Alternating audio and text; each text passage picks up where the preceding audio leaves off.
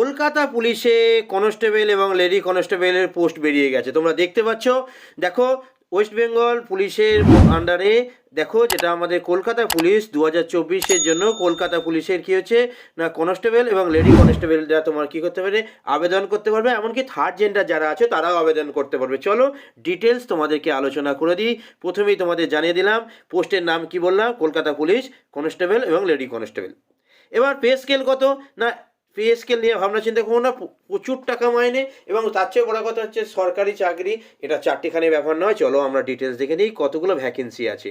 Vacancy তোমরা দেখতে পাচ্ছ, এই যে যেগুলো ইউআর আছে মানে আনরিজার্ভড, ঠিক আছে।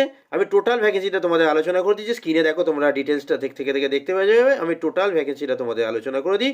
টোটাল ভ্যাকেন্সি কত না, এখানে দেখো 3464, কত 3464। আর এখানে দেখো ফিমেলদের জন্য কত হচ্ছে না 270। টোটাল কত হয়ে যাচ্ছে দেখো 3464। আর এখানে হচ্ছে তাহলে এখানে 4 7 6 12 13 3 হাতে 1 6 1 3734, 3734 হচ্ছে পোস্ট। আবারও দেখে নাও উপর দিকে কী আছে না, এখানটা দেখো হচ্ছে কনস্টেবলের জন্য যেটা বললাম 3464, আর লেডি কনস্টেবলের জন্য হচ্ছে 270। প্রচুর পোস্ট।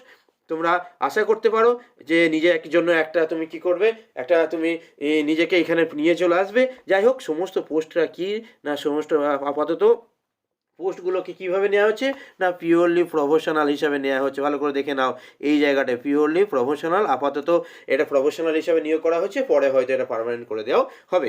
যাই হোক, তোমরা দেখতে পাচ্ছ। এবার তারপরে দেখো আমাদের আর একটা আলোচ্য বিষয়, খুব খুব খুব গুরুত্বপূর্ণ বিষয়, যে যারা তোমরা কি আছে না ইকোনমিক্যাল উইকার সেকশন আছে, অর্থাৎ EWS মানে কি হচ্ছে, যারা অর্থনৈতিকভাবে পিছিয়ে পড়া মানুষ আছো, যাদের তাদেরকে জন্য কি হচ্ছে, যদি তোমরা শর্ট লিস্টেড হও ইন্টারভিউয়ের সময় তোমায় কী করতে হবে, তোমাকে ইনকাম সার্টিফিকেট প্রোভাইড করতে হবে।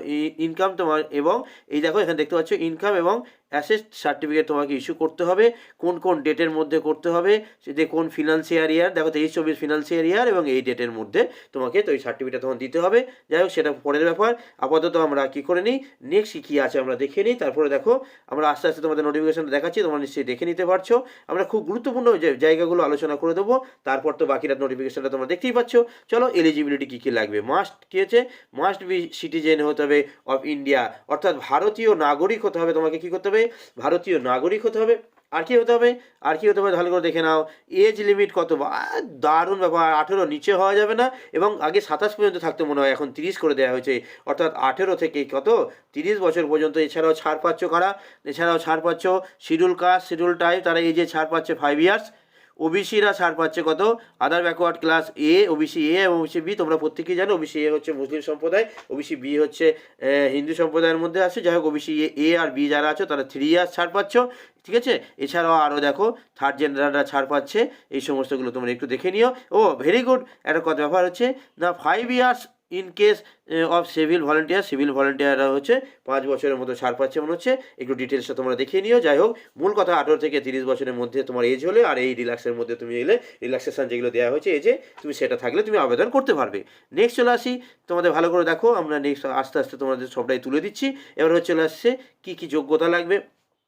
দেখো, এবার এই এক্স সার্ভিসম্যানদের জন্য কত এজ আছে সেগুলো তোমরা দেখে নেবে। যোগ্যতা কী কী লাগবে ভালো করে দেখে নাও না। ডেট অফ বার্থ, যে কোনো ডেট অফ বার্থ একটা কথা ওখানে দেওয়া আছে, ডেট অফ বার্থ অর্থাৎ জন্ম তারিখটা, তোমার জন্ম সার্টিফিকেটটা ভ্যালিড হবে না। এখানে বলে দেওয়া হচ্ছে কি, মাধ্যমিক আর ইকুইভ্যালেন্ট অ্যাডমিট কার্ড আর সার্টিফিকেটে যে তোমার ডেট অফ বার্থটা লেখা আছে সেটাই তোমাকে ভ্যালিড করা হবে, সেটাই দেখা হবে। এছাড়াও দেখে নিচ্ছে হচ্ছে আপার এজ রিল্যাক্সেশন ইত্যাদি ইত্যাদি, সিভিক ভলেন্টিয়ারদের জন্য দেখে নেবে। নেক্সট হচ্ছে এডুকেশান কোয়ালিফিকেশান কী লাগবে। দেখো, এডুকেশান কোয়ালিফিকেশান কী লাগবে না, তোমাকে অ্যাপ্লিকেন্টকে মাস্ট পাস করতে হবে, কি মাধ্যমিক পাস করতে হবে, মাধ্যমিক এক্সামিনেশান পাস করতে হবে। এবং এই যে আবেদন করার আগেই তোমার যেন মাধ্যমিক পাস হয়ে যায় সেটা তোমায় দেখতে হবে, কারণ মাধ্যমিক পাস তো অবশ্যই 18 আগে হয়েই যায়। নেক্সট হচ্ছে ল্যাঙ্গুয়েজ, কী কী ল্যাঙ্গুয়েজ লাগবে না, তোমরা জানো এখানে আমরা যখনই এই ধরনের কলকাতা পুলিশ বা বেঙ্গল পুলিশ বেরো হয়, দেখা হয় বাংলা লিখতে পড়তে বলতে জানতে হবে। হিল এলাকার জন্য নেপালি ভাষা হলেই হ্যান্ডেল হবে, সেই হিল এলাকার ব্যাপারটা একটু দেখে নিও, ঠিক আছে। নেক্সট দেখো, এবার হচ্ছে ফিমেল ক্যান্ডিডেট এলিজেবল কী হচ্ছে না, ফিমেল ক্যান্ডিডেট আর এলিজেবল কিসে না, post of lady constable in Kolkata, অর্থাৎ মহিলারা যারা আছো তারা কি হবে, তারা এখানে দেখতে পাচ্ছ তোমরা কি হচ্ছে, তোমরা লেডি কনস্টেবলের জন্য আবেদন করতে পারো। এছাড়াও থার্ড জেন্ডাররাও আবেদন করতে পারবে, মেল আবেদন করতে পারবে।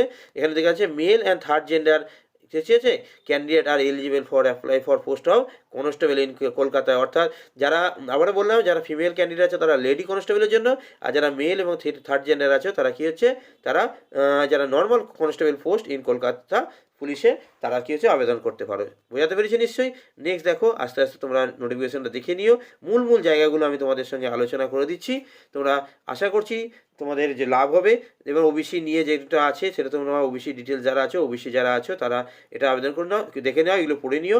আমি এত ডিটেলসে আর বলছি না, কারণ ভিডিওটা খুব লম্বা হয়ে জায়গাগুলো যেগুলো তোমাদের প্রয়োজন সেগুলো আমি তোমাদের আলোচনা করে দিচ্ছি।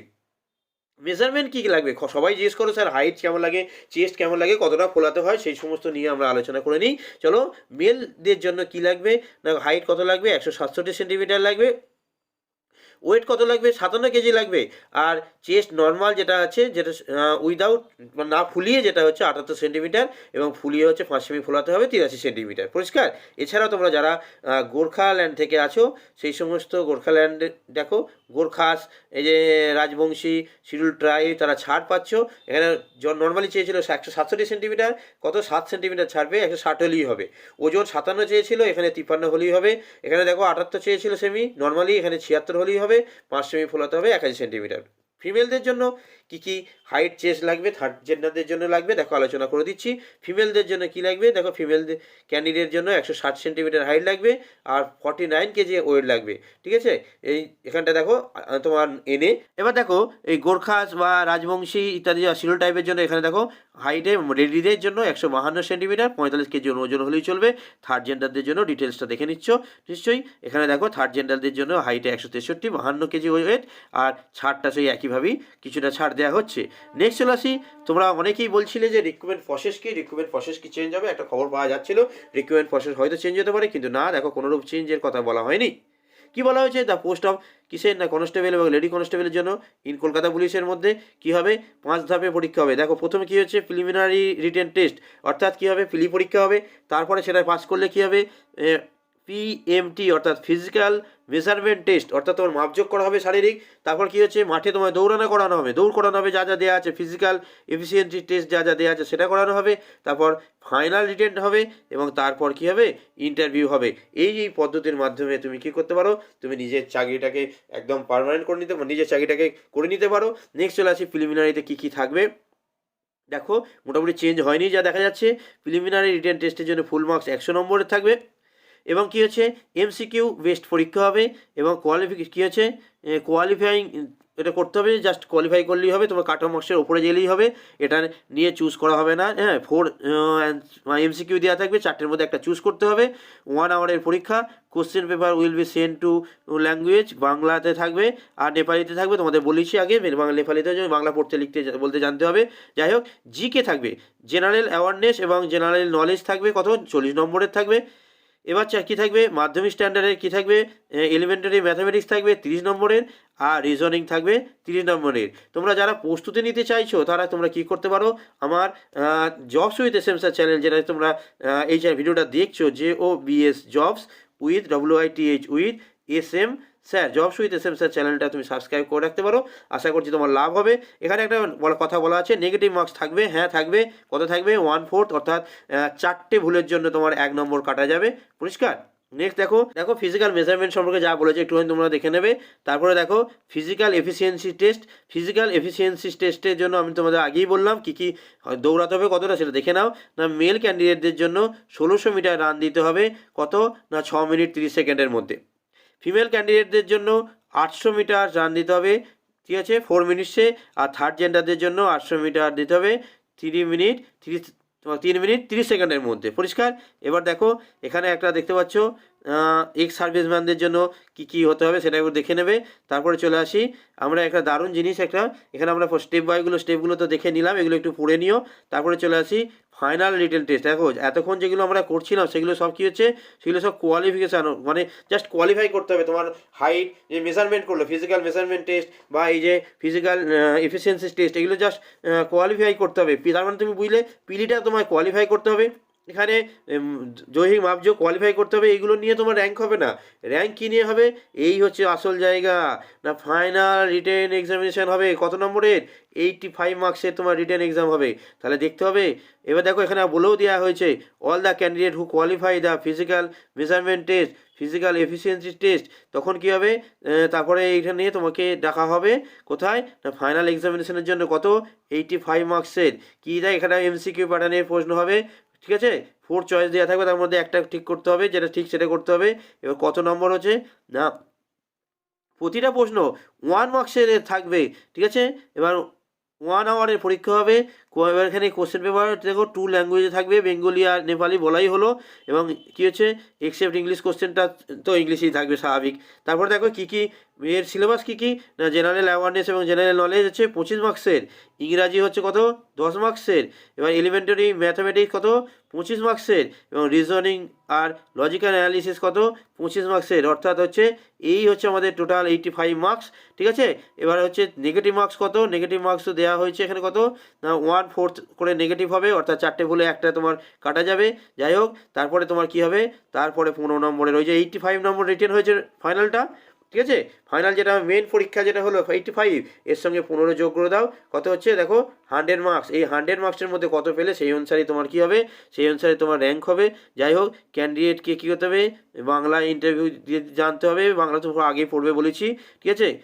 বলে দিচ্ছে the candidate ability to speak in Bengali will also be tested in his there. অর্থাৎ ইন্টারভিউ তুমি তো দেখে নেওয়া হবে তুমি বাংলা বলতে পারছো কিনা। এরপর ভেরিফিকেশান হবে কিসের? ওই তোমার সার্টিফিকেট ভেরিফিকেশান হবে, ভেরিফিকেশান রোল হবে, মেডিকেল একটা হবে, সেটা তোমরা দেখে নাও আস্তে আস্তে করে। এবার আমরা চলে এলাম না পিরিয়ড অফ অ্যাপ্লিকেশান, অর্থাৎ অ্যাপ্লিকেশান কবে থেকে কত তারিখের মধ্যে করতে পারবে এবং কী মোডে করতে পারবে, না অনলাইন মোডে অনলি করতে পারবে, এবং কত তারিখে পিরিয়ডের 1/3/2024, ঠিক আছে? 1/3/2024 থেকে 29/3/2024, অর্থাৎ গোটা মার্চ মাসটা প্রায় পেয়ে যাচ্ছে, অনেক কটা দিন পেয়ে যাচ্ছ। 1/3/2024 থেকে 29/3/2024 মধ্যে আবেদন করে ফেলবে। এবং দেখো তোমাদের ফিস কত লাগবে সেটা একটু আলোচনা করে দিই। সবাই তো জানতেই চাও। দেখো তোমাদের কী হচ্ছে, যারা জেনারেল কাস্ট বা অল কাস্ট যারা আছে সাধারণ তাদের 150 টাকা প্লাস 20 টাকা, অর্থাৎ 170 টাকা লাগবে। আর যারা শিডিউল কাস্ট আছে তাদের এই 150 টাকাটা লাগবে না, শিডিউল টাইপেরও লাগবে না, কেবলমাত্র 20 টাকা এই প্রসেসিং ফিসটা লাগবে, ঠিক আছে? তো অবশ্যই এইটা দেখে নাও। আশা করছি তোমাদের গোটা অ্যাপ্লিকেশানটাই তোমাদের একবার করে পড়ে নেওয়া উচিত, ঠিক আছে? একটু সাধারণভাবে ভালো করে পড়ে নাও, ওভারঅল পড়ে নিয়ে তারপর তুমি কি করো? তোমার আবেদনটা করে ফেলো। আশা করছি আবেদনটা তুমি সঠিক সময়ে সঠিকভাবে করে ফেলবে এবং ভবিষ্যতের জন্য প্রস্তুতির জন্য আমাদের চ্যানেলের সঙ্গে যুক্ত তুমি থাকবে।